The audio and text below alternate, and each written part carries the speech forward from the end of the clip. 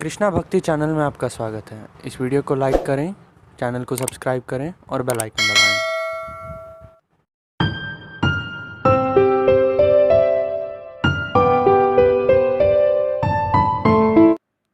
हरे कृष्णा, मैं संगीता आप सभी का कृष्णा भक्ति चैनल में हार्दिक स्वागत करती हूँ। इस वर्ष इंदिरा एकादशी 2 अक्टूबर शनिवार को पड़ेगी। 3 अक्टूबर रविवार को पारण होगा। व्रत पारण का समय सुबह 6 से 8:30 तक। अश्विन मास के कृष्ण पक्ष की एकादशी को ही इंदिरा एकादशी कहते हैं। भटकते हुए पितरों को गति देने वाली पितृपक्ष की इस एकादशी का नाम इंदिरा एकादशी है। इस एकादशी का व्रत करने वाले के 7 पीढ़ियों तक के पितृ तर जाते हैं। इस एकादशी का व्रत करने वाला स्वयं मोक्ष प्राप्त करता है। इस एकादशी के व्रत और पूजा का विधान वही है जो अन्य एकादशियों का है। अंतर केवल यह है कि इस दिन शालिग्राम की पूजा की जाती है।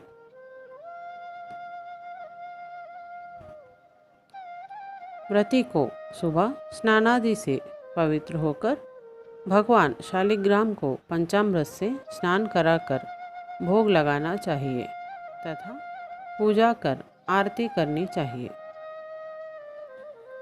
उसके बाद पंचामृत वितरण कर ब्राह्मणों को भोजन कराकर दक्षिणा देनी चाहिए।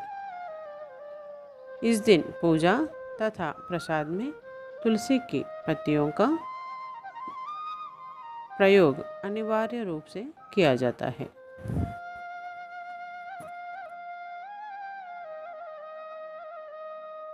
इंदिरा एकादशी व्रत कथा।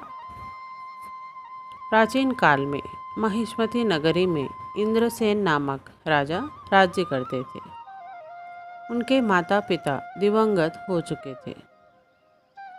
अकस्मात एक रात उन्हें स्वप्न दिखाई दिया कि उनके माता पिता यमलोक में पड़े हुए अपार कष्ट भोग रहे हैं। निद्रा भंग होने पर अपने पितरों की दुर्दशा से राजा बहुत चिंतित हुए।